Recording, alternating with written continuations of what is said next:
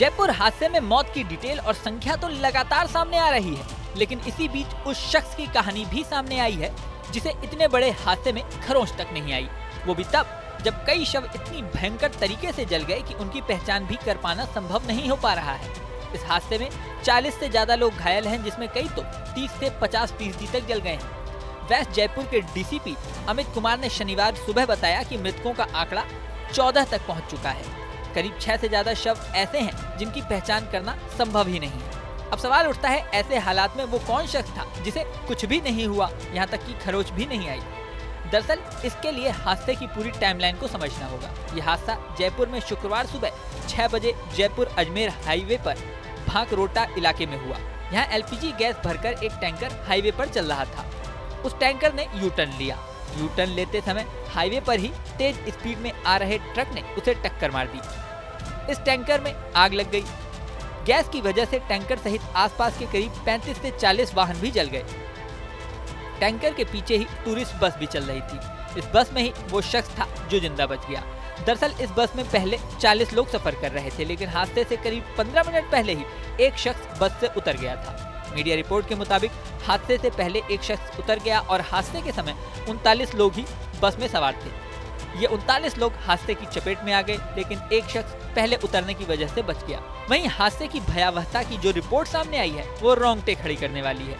Reports के मुताबिक हवा में उड़ रहे पक्षी भी जिंदा नहीं बचे और आग की चपेट में आकर जल गए। इसके अलावा एक युवक के चेहरे पर हेलमेट ही चिपक गया।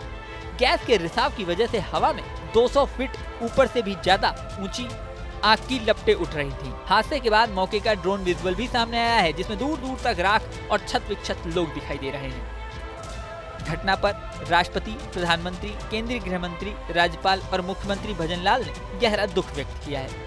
प्रधानमंत्री मोदी ने एक्स पोस्ट करते हुए हादसों में मृतकों के स्वजनों को 2 लाख और घायलों को 50,000 रुपए आर्थिक सहायता की घोषणा की है। वहीं राजस्थान के सीएम भजनलाल शर्मा ने भी मृतकों के परिजनों को 5 लाख रुपए मुआवजा और घायलों को 1 लाख रुपए मुआवजा देने की घोषणा की है। हादसे की जांच में ये बात भी सामने आई है कि जिस बस का एक्सीडेंट हुआ उसका परमिट ही 25 अगस्त 2023 को खत्म हो गया था, यानी 16 महीने पहले ही उसका परमिट खत्म हो चुका था। 16 महीने से ये बस बिना परमिट के चल रही थी। यही नहीं, AITP यानी ऑल इंडिया टूरिस्ट परमिट भी 8 जुलाई 2024 को एक्सपायर हो चुका था। ये परमिट खत्म होने के बाद परिवहन विभाग बस को सड़क पर चलने की इजाजत नहीं देता। ऐसे में इसे पकड़कर जब्त करने की जिम्मेदारी RTO की होती है। मीडिया रिपोर्ट्स के मुताबिक इस मामले में उदयपुर के बस मालिक अब्दुल सलीम खान से बात की गई तो उन्होंने कहा कि उनकी बस बिना परमिट कभी नहीं चलती, सिर्फ 19 दिसंबर यानी हादसे वाले दिन की ही बुकिंग ली गई थी।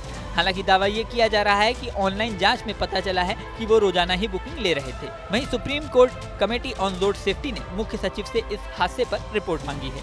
राजस्थान के मुख्य सचिव सुधांशु पंत के निर्देश पर हादसे की जाँच के लिए कमेटी भी बना दी गई है। ये कमेटी हादसे की एक पॉइंट की गहराई से जाँच करेगी। अब इस जाँच में क्या सामने आता है ये तो समय बताएगा। इस वीडियो में फिलहाल इतना ही। बने रहें न्यूज नेशन के डिजिटल प्लेटफॉर्म पर। न्यूज नेशन अब व्हाट्सएप पर खबरों के ताजा अपडेट के लिए न्यूज नेशन के इस QR कोड को स्कैन करें।